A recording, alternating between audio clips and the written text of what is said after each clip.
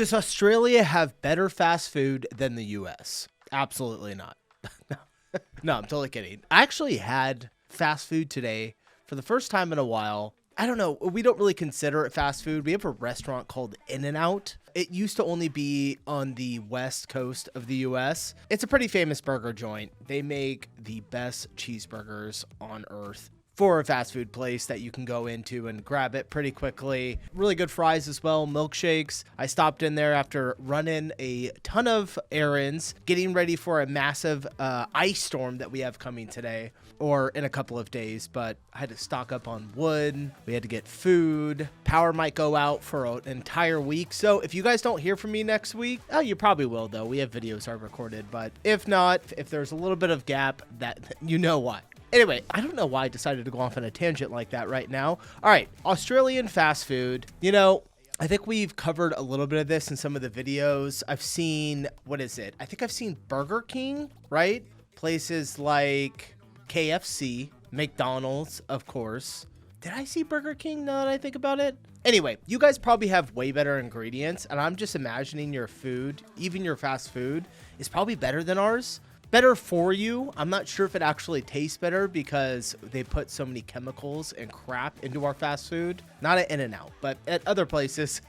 I'm like an In-N-Out spokesperson now. No, but at our other fast food restaurants like McDonald's, it has so much crap in it. That's why we don't really eat it that much. But all right, nonetheless, my mind is scatterbrained today. So smash the like button and let's dive in. Currently down under, I'm in Australia, and while I'm here, I'm going to be going to some of my favorite American fast food restaurants to try some menu items that they don't serve in the US, and I'm going to be comparing those restaurants to their Australian counterparts. All right, let's do this.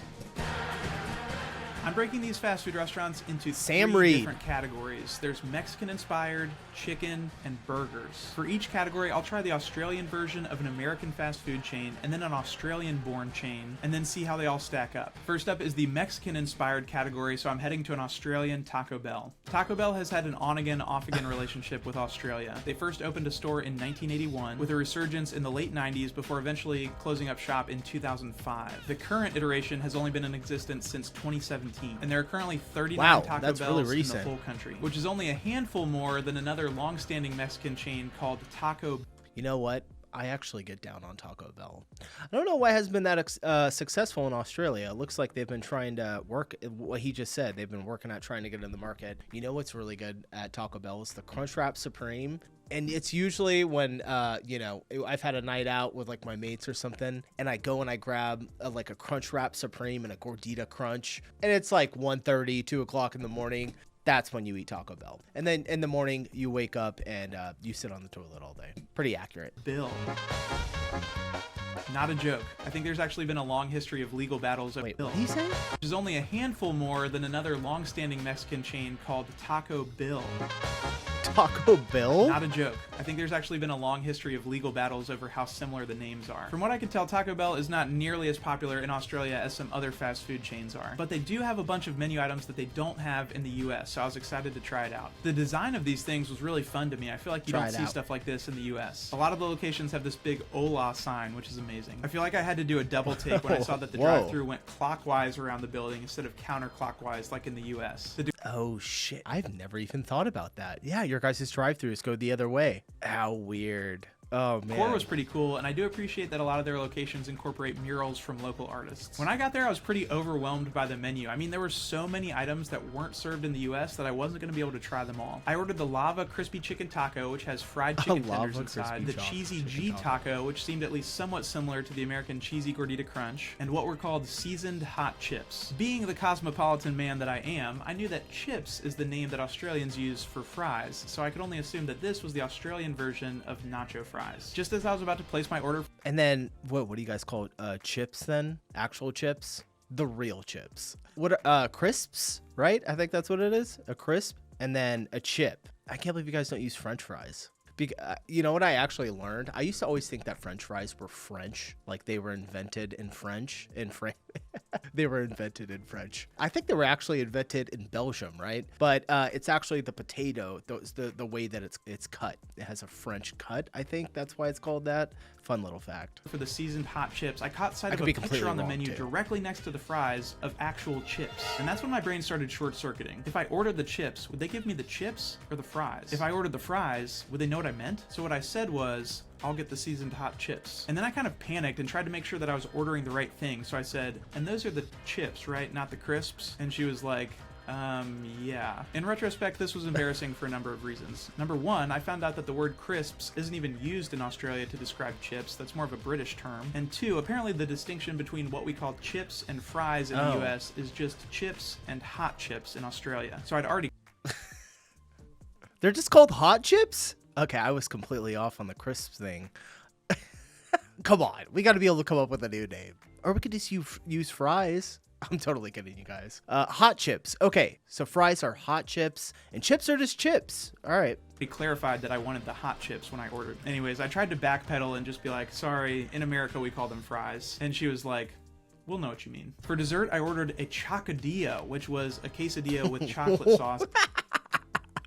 What is this? A chocodillo?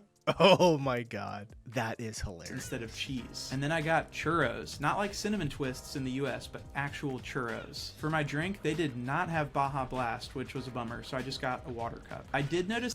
What? That's like the only one thing you have to look forward to when you eat at Taco Bell is having the Baja Blast. Have you guys even had that before? Has that made it all the way over there? I mean, I loved Baja Blast when I was a little kid. It was like my favorite soda. That the menu had a Schweppes Freeze, which would have felt really out of place in the US. I feel like American Taco Bells need to shock and awe the audience, but Schweppes just felt a little too tame. No offense, Schweppes. Some things that I saw but didn't order included the Boss Burrito and the Chipotle Crunch Burrito. I also read online that at one point they had an item called the Mighty G, which, if I'm understanding this correctly, is a cheesy gordita crunch or cheesy G taco, but instead of the cheese between the hard shell and the flatbread, they have Vegemite. If anybody watching this has tried both the cheesy gordita crunch and Vegemite, let me know in the comments if you think that would be good. I can't really decide. I'm leaning towards no, but wild. I'm still curious. I started off by trying the lava crispy chicken taco. I would have to try it. I was trying to figure out if this was the same sauce from the American lava menu, but I couldn't really tell. I was a little distracted because the food just smelled different from the taco. See, I wouldn't even be able to do videos like this because I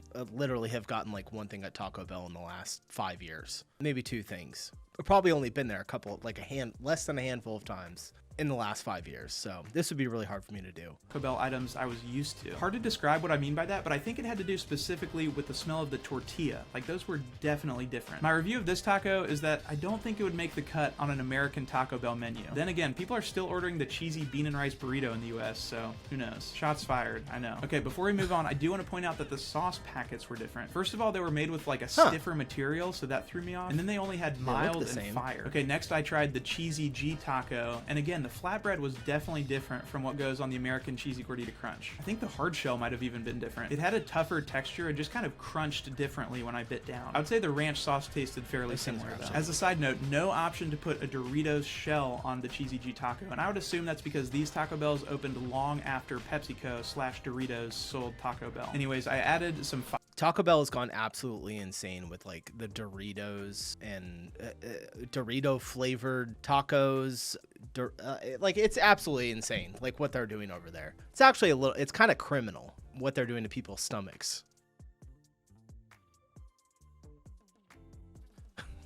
All right, let's get sauce, which the sauce itself tasted pretty similar. It did look like it had a slightly different consistency. I moved on to the seasoned hot chips, aka Aussie nacho fries. And these were definitely different from their American cousins in terms of the texture, in terms of the taste of the potato, and in terms of the seasoning. They also did not come with nacho cheese sauce. So far, Australian Taco Bell was proving to be a step down from American Taco Bell, but that was all about to change when I moved on to dessert. First, I tried the chocodillo, which I would say was fine. The chocolate sauce was really good, but it was just on like a regular tortilla. I wonder if there would be a way to make like a sweet tortilla in order to take this to the next level. And then finally, I tried the churros. So if you've watched my content before, you know that I'm not the biggest fan of the cinnamon twists. I wouldn't go so far to say that they taste like packing peanuts, but I also don't go out of my way to correct people who do say that. But these churros, man, I mean, these things slapped. way better than Good? cinnamon twists in my opinion. The chocolate sauce plus the cinnamon sugar combination was just delightful. So this was by far my favorite thing that I had there. I found out later that apparently having soda fountains and free refills is pretty rare in Australia. A lot of the restaurants I went to after this had bottles and cans available for purchase instead. On my way out the door, I made sure to ring the bell to let them know that I was leaving satisfied.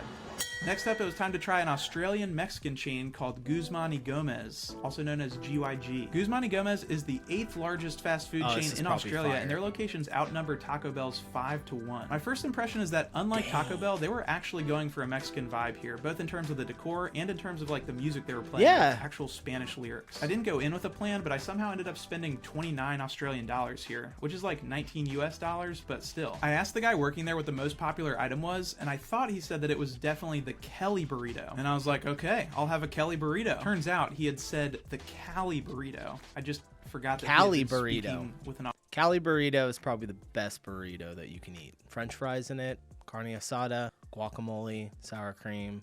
Perfect. Australian accent. The Kelly burrito. Cali burrito? Kelly burrito. I am an idiot. The Kelly burrito was very tasty. It seemed like really high quality meat. It had guacamole. That's a big burrito. Filling. Also, okay, what? Like, look at this little burrito plate or holster. Is that like a tampon for your burrito? What? Things. Genius. They had signs up advertising a $3 hard shell taco, so I ordered one of those. It's roughly $2 US. And I would say it was fine. I think the shell was tasty. The ground beef was a little bit different than what I was used to. It just wasn't a Taco Bell taco, and it wasn't an authentic street taco, so that just left it kind of somewhere in between. Next, I had a soft taco with pulled pork. I was excited to get to try meat options that Taco Bell didn't offer. As a side note, the tacos were all served with forks, which was fascinating to me. I'll tell you what, the pulled pork was really good, and the flour tortilla was much better than the one I had at Australian Taco Bell. I think you could also order a corn tortilla from GYG if you wanted to. I did feel like it needed salsa or something, and at that point I was like, is that something that I forgot to order? I did a quick lap and didn't find any hot sauce packets or containers or dispensers anywhere. Maybe access to condiments is just like a cultural difference. I don't know. For dessert, I went out on a limb and oh, they gotta have salsa, right? Anyone that's eaten there, I'm sure many people have eaten there that are watching this right now. They got salsa, right? Hot sauce and salsa. At least like some Tapatio or some Tabasco or something on hand. and ordered a nacho sundae. The options were either chocolate or dulce de leche, and so again I deferred to the recommendation of the guy working there, and he said chocolate. So I said, all right, let's do it. What they brought me out was a dulce de leche one, so that's what I ended up trying. I was curious to see if these would taste like normal tortilla chips, because one time I tried to make a Choco Taco with ice cream and just a regular hard tortilla shell, and it was not good. But the good news was these chips were coated with cinnamon sugar. Although to say that the coating was uneven would be an understatement. The first few were fine, but then I caught sight of a mountain of cinnamon sugar at the bottom of the container. And yeah, if you get a chip that's got way too much of it on there, it kind of ruins the experience. These were okay. No. I would say maybe even good. I am a big fan of soft serve ice cream, and I think in Taco Bell terms, these would be better than Cinnamon Twists, but not quite as good as Cinnabon Delights. Just my opinion. As I was reviewing the footage I took of the menu, I saw that they had something called nacho fries, which it's like, man, after all of that confusion at Taco Bell, they just had something called nacho fries the whole time? I don't know, man. GYG also had its own coffee bar, which is not something I would have expected at a Mexican-inspired restaurant. But I learned pretty quickly that most Australian fast food chains have like a full-on espresso machine. There were also signs that said that they served breakfast, which sounded really good. I mean, I do love Qdoba breakfast and Taco Bell breakfast. My take on GYG is that if we had these in the US... I totally forgot about the brekkie slang. I have got to incorporate that in my vocabulary. Absolutely love brekkie. I'd go there all the time. So if either Guzman or Gomez is watching this, please expand to the US. I will be your biggest fan. There are 4 GYG locations in the Chicago area. Okay. Okay, my final ranking for the Mexican-inspired category. In that third spot, we've got Australian Taco Bell. Coming in at number 2 would be American Taco Bell, and coming out on top is Guzman y Gomez. No disrespect to Taco Bell in either country. Although if my friends who work at Taco Bell are watching this, those churros with the chocolate dip would be a phenomenal addition to the American menu. Okay, next up we're headed into chicken territory, but first I'd love to take a minute to tell you about Raycon, who's the sponsor of this episode. I don't know if you guys have ever had a long flight with a crying baby, but that was the case for me on my 14-hour flight to Australia. Well, Raycon's everyday earbuds offer the perfect way to tune out all the noise and tune into something great. Their audio quality... I remember when Raycon... I usually fast forward through the ads, but I'm gonna go ahead and let it run. I remember when Raycon started. They came out of nowhere. Wasn't it... there was like a singer that did it. That's why it was called Ray. I don't even know. These guys have blown up, though. I see them all the time. All the big name audio brands, and YouTube videos. Cost you an arm and a leg. I've really enjoyed using them when I'm working at coffee shops, and they've come in clutch at the gym. They're water resistant, so you don't have to worry about sweat. They don't fall out, and they don't get in the way of overhead movements. They also have an awareness mode that allows you to hear what's going on around you, so I feel safe wearing them when I'm running outside. I also haven't had to worry about them dying on me because they have 8 hours of playtime and 32 hours of battery life. Raycon doesn't assume that all ears are the same, so they come with different size gel tips for you to choose what's most comfortable for you. I've been trying to read more recently, and the noise, you want to check out the buyraycon.com/Sam.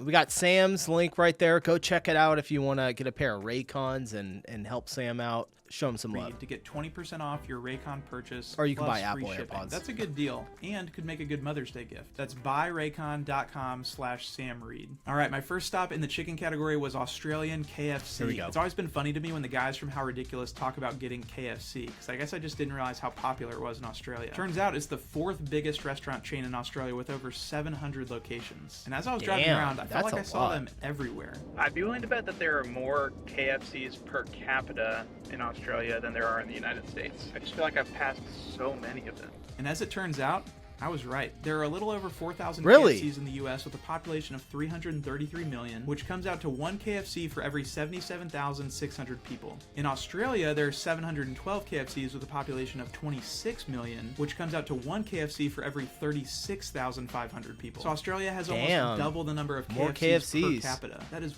wild. I placed my order, and when I said thank you, the guy working there responded by saying, "Too easy, mate. Won't be long." And I loved that. I mean, that was like the coolest thing I've ever heard. I could never pull that off. For my drink, I ordered a bottle of Mountain Dew since they didn't have a soda fountain, and it looked like they were still using the pre-2009 Mountain Dew logo. The bottle was also highlighter yellow and said "energized" on the label. I had to look up What? What is this? why that was there, and apparently in Australia, Mountain Dew used to not have caffeine. So when they introduced caffeine, they had to add the word energized to the label to differentiate it. Fascinating. One thing I learned at this KFC is that the word burger doesn't necessarily have the same connotations in Australia as it does in the US. For me, a burger means some form of red meat ground into a patty. Usually beef, but obviously some other variations as well. But my understanding is that in Australia, the term burger can apply to any sandwich that has a meat patty or filet on it. For example, the Bacon Lovers Burger, that's a chicken sandwich. The barbecue bacon stacker burger, again, another chicken sandwich. And the first item I tried was called the Zinger Burger, which, you guessed it, chicken sandwich. I'm not sure what makes the Zinger different from their original recipe burger. They both kind of looked the same to me, but I ordered the hot variety of the Zinger Burger. Didn't end up being all that spicy, or really spicy at all. The chicken fillet itself was thick, like it was a decent chunk of meat, but it was also very chewy. The bread was good, and I would say overall the taste was okay. I was almost getting like horseradish vibes, so I checked inside, but it seemed to be just mayo. I think it's safe to say that I prefer the original chicken sandwich served at American KFC. I moved on to the popcorn chicken. I was excited to try this because they recently got rid of popcorn chicken on American KFC menus, I think around the time they introduced their latest form of nuggets. Again, I forgot to order sauce, and this was starting to become a pattern. I think you need to order sauce and condiments. I would say that the popcorn chicken was pretty tasty. The size itself varied a lot. The pieces themselves were smaller and more inconsistent in size than KFC nuggets, but the snack size portion was great. Next up, I tried the barbecue bacon. Dude, that's, I would have a heart attack if I ate that. Holy shit. 2 pieces of chicken, double cheese. Is that bacon on top too? Oh my gosh, I can feel my cholesterol going up just looking at it.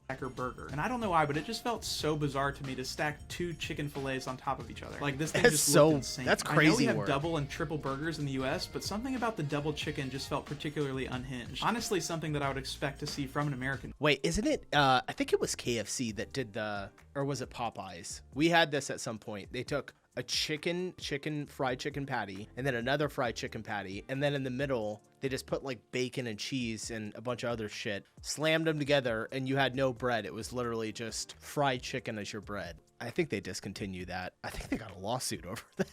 And I hate to say this, but this was just straight up not good. These chicken fillets were also chewy, and the bacon was not at all what I was expecting. My expectation was the bacon that they serve in American fast food restaurants, like, you know, the bacon emoji. But what was on this sandwich was more of a cross between American bacon, country ham, and Canadian bacon. Very light colored, very different taste. Just a lot going on here. Finally, I tried a barbecue slider, which is one of the kids' meal options. Ironically, I thought I could order this in the US when I was doing research for my kids' meal video, but as it turns out, I had just accidentally stumbled across the Australian menu. So kind of a full circle moment here. My first impression is that it did not look like the pictures. I dug in and I realized why the barbecue stacker didn't taste that good to me, and I think it was because the barbecue sauce was a little weird. Okay, maybe not weird, but just significantly different from barbecue sauce that I'm used to. It was almost like too sweet.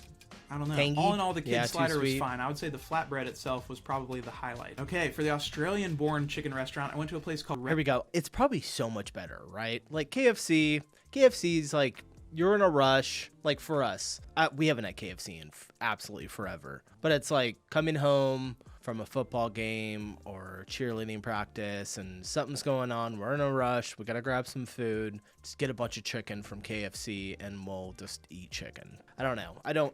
Popeyes is better, but Red Rooster. With 335 locations, it's the Red largest fast Rooster. food chain that originated in Australia. The funny thing was that when I was reading about it, I just always assumed that it would be pronounced chicken Red looks better in Rooster. the photos. But then it was kind of an aha moment when I finally heard someone say Red Rooster because Australian. I ordered the spicy combo here, which came with chips and a can of soda. I got another Mountain Dew Energized. I also got a pineapple fritter, which I've never seen at an American fast food restaurant. I thought that would be fun. The chicken sandwich... Dude, I hate to keep pausing. A Mountain Dew sounds so good right now. I haven't had one in ages. I'm gonna have to go pick one up after this. Got a pineapple fritter, which I've never seen at an American fast food restaurant. I thought that would be fun. Pineapple the chicken sandwich fritter? had 2 tenders instead of a patty, which was interesting. I would say that the quality of chicken seemed like it was much higher than at the Australian KFC. The hot sauce they used was pretty it looks tasty, better. but still not that spicy. The fries were decent, I would say, pretty thick cut, and the more I ate, the more I enjoyed them. Maybe they just took some getting used to. I'm gonna show my ignorance here on the topic of fritters, but from what I could tell, it's just a slice of pineapple that was battered and then deep fried. I took my first bite when it was still pretty hot, and I wasn't sure I loved it. So I tried again when it was a little cooler, and it started to grow on me. I was in a little bit of a time crunch because I needed to go hold the koala. And if you don't know what I'm talking about, you can go check out the other video I made while I was in Australia. But because I had to leave so quickly, I'm not sure that I gave Red Rooster a fair shot. Still though, I would say that I liked it. So my final rankings for the chicken category. In third place, Australian KFC. In second place, Red Rooster. And then in first place, American KFC. Really? And then last You put but not least, American it's time to KFC check on out the top. burger category. And for the purposes of this video, I'm referring to the American definition of burgers. So sandwiches made with beef patties. And for this category, I'm throwing in an extra restaurant just for fun. First, I went to the Australian Cool. version of Burger King, which is called Hungry Jack's. It's the exact same chain, but when Burger King No way. Your guys' Burger King is called Hungry Jack's? How funny. Oh man, we kind of have that here too in the States. We have a restaurant, if you're on the West Coast, it's called Carl's Jr. And then if you're on the East Coast like me, it's called Hardee's. Literally exact same restaurant. I don't know. I mean, I guess people just recognize the name and stick with it. Hungry Jack's, though. I wonder why they went with that, not just Burger King. first opened in Australia in 1971, the trademark for that name belonged to another local restaurant. So they just went with Hungry Jack's instead, and it's been known as that ever since. There are over Makes 440 Hungry Jack's locations in Australia, making it the 5th largest restaurant chain in the country. There were so many things on the Hungry Jack's menu that were new to me. There was a whole category of burgers called Grill Masters, a sandwich called the Aussie Grilled Chicken, a tropical Whopper that had pineapple on it, and even fairy floss for dessert, which is what Australians call cotton candy. Not to mention there was a whole coffee menu called Jack's Cafe, which again looked like... You guys really do have like coffee in all of your fast food restaurants. I mean, I knew coffee culture was big in Australia, but I didn't know that it was all the way into like fast food restaurants. That is wild. They had a full-on espresso machine with serious coffee drinks. I saw online that at one point Hungry Jack's sold something called the Baconator, which in the US is a Wendy's menu item. I was excited to try that, but they did not have it on the menu at the location I went to. I think they've discontinued it. What I ended up ordering was the Aussie Double Whopper meal and a little something called Burger Bites. What's on the bottom right there? Is that an egg? Right here. Is this like a... No, but that looks like ketchup. What is that? I also finally remembered to get condiments this time, so I got ketchup, this aioli dipping sauce, and barbecue sauce. Okay, the Aussie Double Whopper was huge. It had 2 patties and a ton of toppings, including eggs and bacon. I felt like I had to get the Aussie Whopper because, you know, when in Rome. And as I bit into this one, I started to realize that my criticism of the bacon at KFC might have been misdirected. I just figured KFC served me bad or undercooked bacon, but the bacon at Hungry Jack's was very similar. I even went back and checked like the... That's the bacon? Oh, our bacon looks so much different. menu picture of it, which is how it's supposed to look, and it looked the same. So this was not a fluke. After a little research, I realized that Americans and Australians have very different ideas of bacon. I won't get into the nitty-gritty of it, but if you're from Australia and going to the US or vice versa, you'll just need to mentally prepare yourself for the difference. I also did not realize until biting in that this burger had beet in it. I still found it enjoyable though. The egg was definitely a more prominent flavor than the beet. I would say that the burger itself tasted fairly similar to the Whopper in the US. I will say that the further I got into the burger, the more that the beet kind of dominated the flavor, and so I think think I'd prefer it without the beef. This combo came with fries and a drink, and this time they actually did have fountain drinks, so I got a small vanilla Coke. I wasn't entirely sure how refills worked though, because the fountain was behind the counter. Next, I dove into the burger bites, and I guess this is kind of what it sounds like. Little fried bites that have the ingredients of a burger, so mostly meat and cheese. That is hilarious. Why is everything so different? Burger bites. It actually kind of genius, because I love burgers and I love bites and I love fried things. So a burger bite, you know, would be even better though. They have to put like a little ball of cheese on the inside of the meat when they roll it, and then that way when they fry it and cook it, there's a little bit of cheese on the inside, right? If you added meat to it and made it slightly less good. I'd say that it was okay when dipped in ketchup and a little better when dipped in the aioli dipping sauce. When I went to try the barbecue sauce, I noticed that it was called barbecue plum. And that was another light bulb moment for me. I was like, I wonder if that's why I didn't like the sweet tasting barbecue sauce at KFC, because it had plum in it. And from what I can tell, this is another difference between Australia and America. Just significantly different barbecue sauces. When it came to the burger bites, I couldn't decide if I would order them again if I had the opportunity in the future, but I think I'm leaning towards no. The second to last place I visited was called Grilled Healthy Burgers, which is the 11th biggest fast food franchise in Australia with 152 locations. My first thought was that trying to make burgers healthy might defeat the purpose a little bit, but I was still excited to try it. I put in a mobile order, and just from the menu, I really liked how things were described. It did give me more of the vibes of like a Shake Shack than a McDonald's though, if that makes sense. I have a very strict definition of what can be considered fast food, and it felt like this was slightly outside the lines. Nonetheless, I ordered a bacon with cheese and their classic. Hold on. It felt like this was slightly outside the lines. Nonetheless, I don't know. Maybe it's really good. What is this? Is that like? It doesn't look like ketchup on the bottom of it. It looks like jelly sauce. Also, I don't even know. I'm not going to shit on it because it might be actually really good. I ordered a bacon with cheese and their classic healthy fried chicken sandwich. Once I got there, it kind of confirmed my suspicion that this wouldn't necessarily classify as a fast food restaurant. It was sit down with no drive-thru, and I'm not 100% positive since I was picking up my food, but I think the waiters bring your food to your table. Still, I was excited to give it a shot anyway. The burger was solid, but dang, I did the bacon thing again. In my head, I'm just so conditioned to expect American bacon, and I have fallen for this trap thrice. I couldn't really decide if I was a big fan of the burger. I mean, qualitatively, I knew that it was better than everything else I'd tried, but sometimes you're just in the mood for a Whopper. You know what I mean? I moved on to the quote-unquote healthy chicken sandwich, and I think they call it that because they fry it in olive oil. I could tell that the bun, which was the same one that was on the burger, was like trying to be healthy. Like it wasn't what you'd find at a Chick-fil-A or a Popeyes, just like covered in butter. The chicken itself was very herb heavy, like there was some sort of seasoning that was very dominant in the taste profile. I also ordered fries. I mean, if I'm able to save a lot of calories and still have the meal pretty good and kind of like give me that craving of a fast food meal, then I'm all for it. And some Chipotle aioli. And again, it tasted good. I just wasn't sure that I preferred it to getting like, you know, McDonald's fries with ketchup. I also got a raspberry Schweppes to drink. I feel like I'd just been seeing it all over the place, so it was finally time to give it a try. And I did not mean to react that dramatically. I just think raspberry is like a really tart flavor. Okay, my thoughts on grilled. I'm just not really sure what to make of this when it comes to comparing it to something like Burger King. I just feel like it's a totally different category, so the jury's still out on this one. Okay, and for my final restaurant, coming in as the second biggest chain in Australia with almost 1,000 locations, it's McDonald's, also affectionately known as Macca's. Macca's is the second biggest chain. I just 100% thought it would be the biggest. What's the biggest one then? I wonder if he's going to tell us. Subway. It's McDonald's. I think they're owned by the same company, right? McDonald's owns Subway. I got this McDonald's location in Sydney. It literally had a nightclub above it. When it came to unique Australian items at McDonald's, I feel like the menu was honestly pretty similar to the American menu. Like KFC, they were double stacking chicken patties, like on the double McChicken, which again is wild to me, but hey, yeah, you do you, man. They call their other sandwich, like the one that's the Chick-fil-A competitor, the McCrispy. They had a couple burgers designated as Angus burgers, so I got the barbecue bacon one. And you might be thinking, Sam, didn't you just say that you don't necessarily like Australian bacon or Australian barbecue sauce? And you would be right. Somehow I forgot and ordered it again.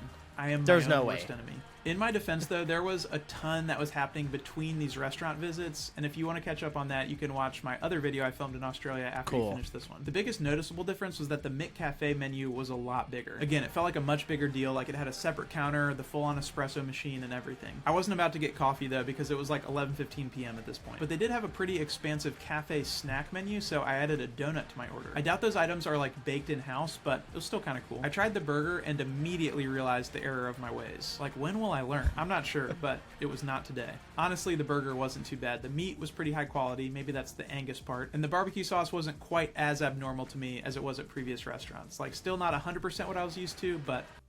Sam's got a real Donald Trump vibe going on here. I just totally caught that. He's got the red tie. He's got in the suit. Hilarious. Not terrible. The burger also had an ungodly amount of mayo on there, just oozing out the sides. Also, if I look super tired here, that's because I was. I had fries and a drink with my burger, and the fries were okay, but they just needed more salt. I was curious if this ketchup was the same as it is in the US, because I'd heard that Australians call ketchup tomato sauce. Once again, I had to remember to order the ketchup with my meal because the packets are not available to just grab by the handful. Taste-wise, I couldn't really tell a difference, but I wouldn't be surprised if there were some slight variations. I also couldn't really notice any differences with the Coke I was drinking, but I do think that the small sizes are smaller than they are in the US. And finally, I tried the donut. It was good. It was like a little cold, which leads me to believe that the pastries arrived at the store frozen. Overall, it was pretty solid, but kind of hard to tell if it was worth the price since I was still a little shaky on the currency conversion. Okay, here's my final ranking for the burger category. I'm gonna go a little off the rails on this one if that's okay. So I'll start with Australian McDonald's, and then next up would be Hungry Jack's, so Australian Burger King. Above that is Burger King, and then American McDonald's, and then above those, I would put Jack's Cafe and then Mick Cafe if I'm allowed to separate those. And then finally, at the very top, I would put grilled, but again, I kind of feel like it's in its own tier. So, is Australian fast food better than American fast food? I would say that the resounding answer from an American perspective is that the Australian versions of US chains fall short of the originals. But the Australian originals tend to outshine everything else, places like Guzman y Gomez or Grilled. American places definitely have better access to and variety of sodas, although maybe that's a deliberate change in Australia, I don't know. And Australian fast food restaurants do coffee way better than American fast food restaurants. But that's it for this video. Let me know in the comments which of these items...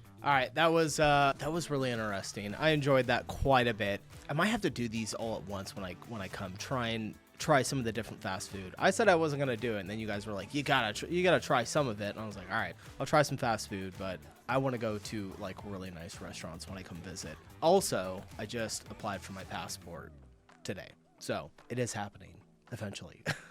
All right, guys, I'm getting out here. Appreciate you watching. I'll see you in the next video. Peace.